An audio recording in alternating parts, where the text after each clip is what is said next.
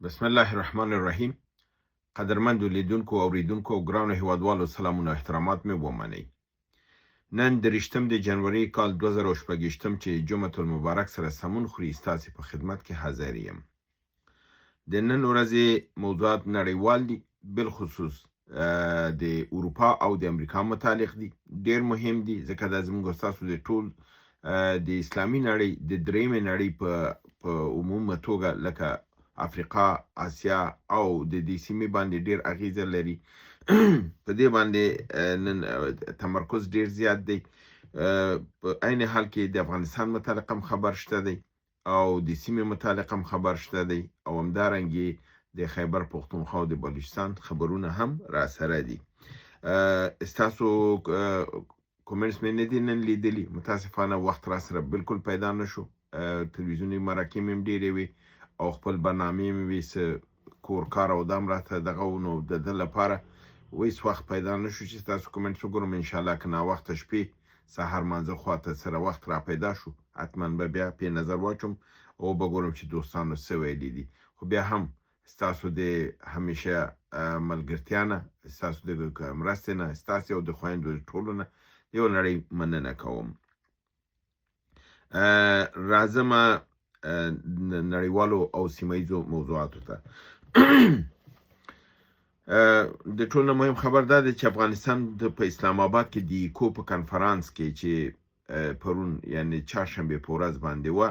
وړمه ورځې، هغه کې ګډون نه دی کړی او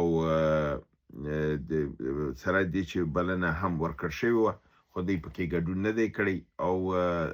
بایکاټ کړی دی، چې دا په خپله یو ډېر ښه مثبت قدم دی لپاره دی چې پاکستان باید په دې پوه شي چې افغانستان یو خودمختار او آزاد مملکت دی او د دوی په شرو باندې لوبې نه کوي. راځم نړیوال موضوعاتو کې ډېر لوړې اوچتې دغه کېږي. مخکې دې نه چې زه دا نړیوال موضوعات تاسو ته کوم یو نقطه تاسو ته کوم چې دغه زموږ اسلامي نړۍ او درېیمه نړۍ چې دومره زبونه ده او خرابه ده او تکه تکه ده، دې علت څه دی؟ دا زموږ د زعماو د حکومتونو د غلامۍ او د بردګۍ چې د غربي نړۍ ته ده کېږي او د دې لوی عامل څه دی؟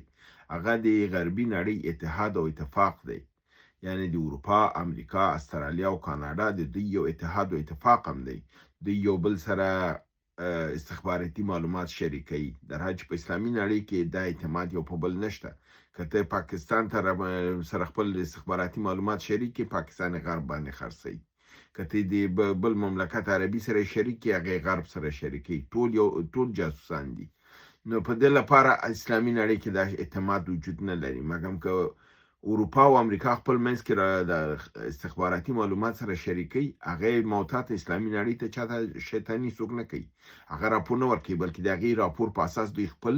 تصامیم نیسي. اروپا، امریکا دوی تصمیم نیسي او په درېیمې نړۍ باندې حکومت کوي. اوس یو لوی بدلون را روان دی او هغه دا دی چې اوس غربي نړۍ خپل په منځ کې سره ولوېدله.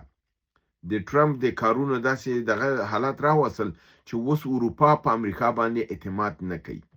بالکل اعتماد نه کوي. دا اعتماد مات شوی دی. کاناډا بالکل داسې اقدامات کړي دي، داسې کارونه کړي دي چې هغه دوی چې دا لفظ استعمال کړو چې نیو ورلد آرډر، یعنی په هغه عمق سره چې د خبرې ته زه متوجه یم، دا ډېره غټه خبر ده.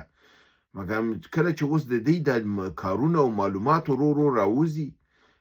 دا خو واقعا کاناډا بالکل د امریکا ملا ماتوي او نیو ورلد آرډر رښتیا چې نوی نړیوال یو نوی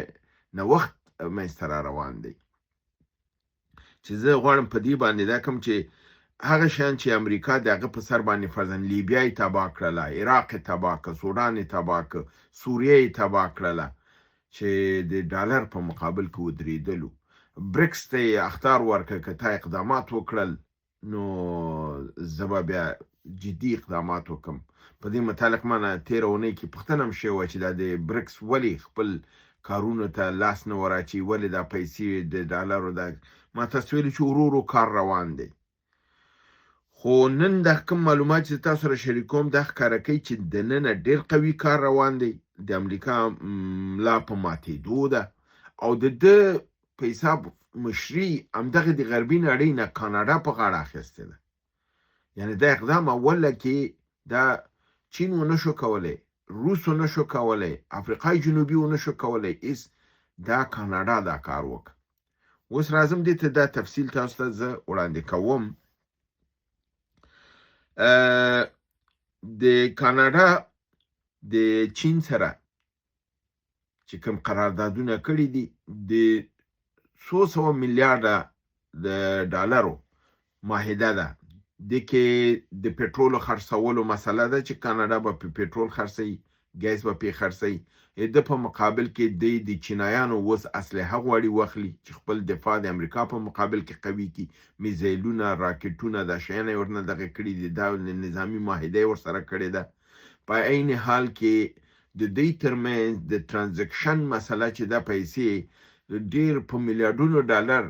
د کاناډا نه چین ته ترانزیکشن شوی دی، یعنی انتقال د پیسو صورت نیولې بدون د دنه چې د امریکای د بانک سیستم نه، د سویفت نه او ریزرو بانک نه کار واخلي.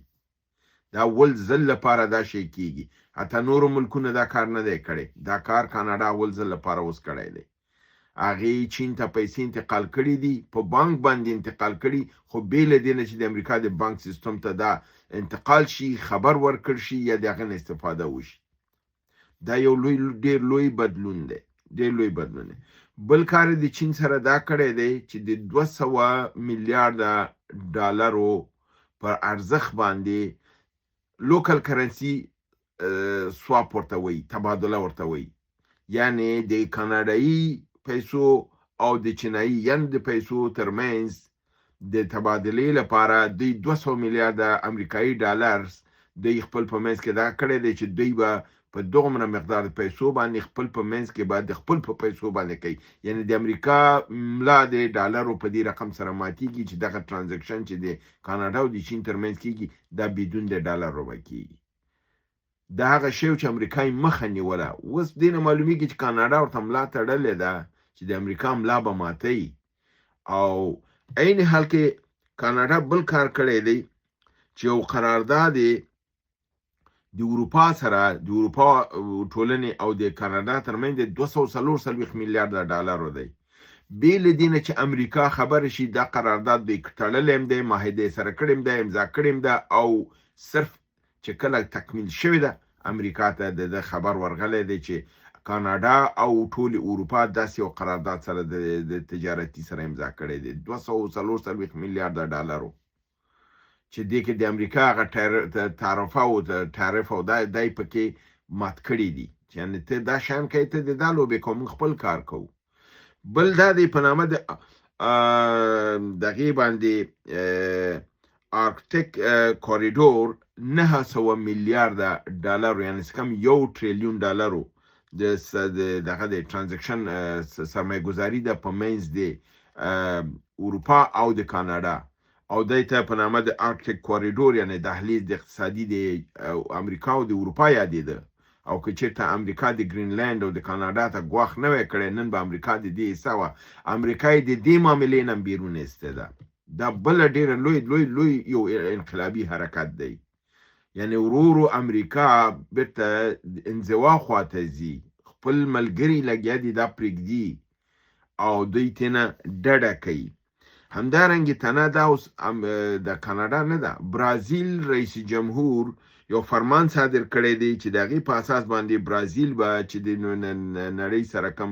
د مراودې کوي دا به په ډالر نه کوي. یعنی دا هغه کار دی چې صدام او قذافي کړو، یا فرزن ونزویلا دا پروګرام جوړ کړی او ونزویلا حکومت چاپا کړ، لیبیا چاپا کړله دغه صدام. اوس دا کار د برازیل رئیس جمهور دا فرمان امضا کړی دی چې دا مراودې به په خپل په پیسو باندې به کیږي. د بریکس نوم نه دی اخیستی ځکه چې برازیل یو د مؤسسینو د بریکس نه دی. دا چې موږ بریکس وایو دا اول بی چې دی دا برازیل دی، بی برازیل. نو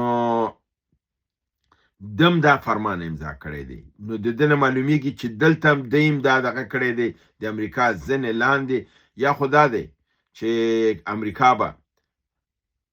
کاناډا ته لوی ګواښ جوړیږي او برازیل ته به هم ګواښ جوړیږي، لکه ونزویلا ته چې وکړه. پلانونه به ورته جوړوي، او یا دا دی چې خپل ماته به مني او د دې نه پس به د سیستم او د نظام به ماتیږي. همدارنګه انګلستان وزیر خارجه کوپر ویلي دي چې دی د ډونالد ټرمپ هغه ناستې چې په ډیویس د ناستې تر لاندې د صلح د کمیټې یعنی پیس کمیټې چې جوړه کړې ده د امن هغې دعوت ونه منه دوی لاندړل همدارنګه ناروی صدر اعظم جانس ګهر چې د جانس ګهر هغه هم دا دعوت ونه منه لاندړه انګلستان خو مخکې نه دغه کړی انګلستان هم دې کې ګډون ونه کړی انګلستان دا رد کړې ده ناروی رد کړې ده فرانسې رد کړې ده او همدارنګه فکر کوم چې د اسکندناوي ممالک یو هم لاندې شي په دې رقم ته هغه د شپېته تنو د کمیټه چې وه فکر کوم هغه 20 ته 30 تنو ته پاتې ده نو دې کې دا دغه نه ځي نو دلته هم امریکې ته ډیره لویه ماته دغه شوې ده بل لوی د پروګرام دا دی چې فرانسې عملا اقدام وکړ د ناتو نه د وتلو لپاره او یو مسوده خپل پارلمان ته وړاندې کړې ده چې دغه که مسوده په پارلمان کې تصویب شي نو فرانسه به عملا د ناتو نه ووځي او د ګرینلند په دفاع کې د آلمان او د انګلستان سره یو ځای په ګرینلند کې خپل قوا دغه کوي او د ګرینلند نه به د امریکې په مقابل کې دفاع کوي د فرانسې مقننه ویلي دي چې د ناتو دفاعي معاهده نور د امریکې د توسعه طلبۍ اله ګرځېدلې ده او دا د یو متحده دغه نه ده چې د ټولو حقوقو نه دفاع وکړي بلکې امریکا د خپل منافعو لپاره ترې کار اخلي د دنه وتل ډېر لوی غټه خبر وي همدارنګه په خپل امریکا هم دا اعلان کړی دی چې واشنگټن پوسټ دا خبر ورکړی چې امریکا به د ناتو د میکانیزم نه به وځي د ډېر شو په حساب تګلارو نه به لاس اخلي نو ډېر شو نه لاس واخیستل معنی دا ده چې د دې نه وتوکې ده همدارنګه ټرمپ دا دغه کړی دی چې د ناتو مشر سره ناسته د مارک روته ده که څوک دی د سره ناسته ډیره کامیابه وه او د یو موافقې ته رسېدلی دي چې د ګرینلند موضوع به په مصالحت آمیزه توګه حل کړي هلته خو موږ ګورو چې انګلیس او فرانسه او جرمني او ډنمارک او ناروې ټول د امریکا د دې مسودې د ګرینلند مقابل کې ودرېږي نو نه پوهېږم چې د ناتو مشر به څه لاره جوړه کړي ځکه تفصیل نه دی ورکړ شوی چې د کومه لاره جوړه کړې ده همدارنګه څنګه چې تاسو وکړئ چې د غربي نړۍ ډېر ملکونه د واشنگټن یا د ټرمپ په دې صلح په کنفرانس کې ګډون نه ډډه وکړه خو په برخلاف د پاکستان پوز په ډېر خوشحالۍ باندې دا دغه منلې ده چې موږ په دې کمیټه کې شمولیت کوو او په عین حال کې غزې ته خپل قواوې استوو نو غزې ته د قواوو استولو معنی دا ده چې هغه وظیفه او رول چې اسرائیل درلوده د وژلو د فلسطینیانو دا به د په غاړه اخلي ځکه د دې کې وظیفه دا ده چې ته به د هغې خلکو نه اسلحه ټولوې مجاهدین به خلص علاقې چا په نفع خلص علاقې د اسرائیل په نفع خلص علاقې څوک یې کوي پاکستان یې کوي خو دلته اوس غټه ستونزه دا ده چې دوی دا منلی ده او دا دغې ته پیمان ته داخل شوي دي خو بې له دې نه چې دا موضوع پارلمان ته راوړي د پارلمان نه د دې تصویب وکړي او دا کړي پارلمان هم غوسه دی یعنی په دې شي باندې او خلک به هم د ده په مقابل کې ودرېږي او ممکنه ده چې خپله د اردو نه هم د دې آسموني رودې په مقابل کې بغاوت وشي چې دا یو دغه دی انشاءالله د ده بغاوت په انتظار به یو که دا بغاوت وشي نو د دې د ملا به کاملا ماته شي همدارنګه د ډیویس د اقتصادي فورم په کنفرانس کې هغه وخت یو ګډوډي منځته شوله چې د یو عجیب غوندې بوی خبر راغی چې دغه بوی چې و ټوخی پیدا کوو ملمنو ته یعنی تخریش د سینې پیدا کوو او دفعتاً دوی د حال خالی که او ملمانه یې ویستل او د دې پلټنه کې شول چې دوی به دغه چا دغه کړی دی دغه بوی کوم ځای نه شو خو د دې تفصیل نور نه دی ورکړل شوی نو په دې اساس د خبرونو تاسو وکتل چې اروپایي نړۍ غربي نړۍ هغه کاناډا چې د چین او د روسیې په خلاف و نن هغه په خپله د دې نړۍ سره قراردادونه تړي هغه لاره چې دوی مخالفو چې د ډالر او د دې ماتېدل او د برکس جوړېدل نن خپله اما کار چې برکس ونه که کاناډا یې کوي برازیل یې کوي او د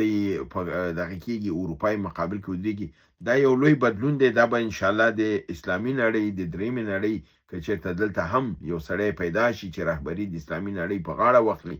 او دی به د دغه یوغ نه وځي او د دغه غلامۍ نه به وځي او هلته به د ازادۍ یو څپه شروع شي او اقتصادي پرمختیا لپاره به دا شي. ځکه چې که دی بیرته سره متحد کېږي او د دغه بحران جهالت نه ځان وباسي، بیا اسلامي نړۍ بیا ځان نشي ایستلی.